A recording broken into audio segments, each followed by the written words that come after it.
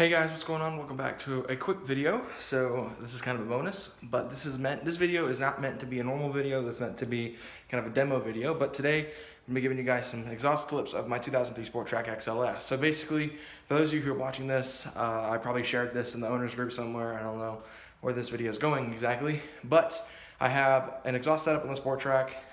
This is of course the 4.0 single cam 2-valve V6.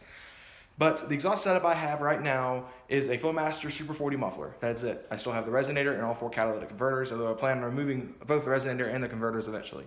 I also have a Spec cold air intake that I installed recently, so that's kind of where you hear the engine noise coming from. But yeah, so I'm going to go ahead and give you guys these clips. Thank you guys for watching.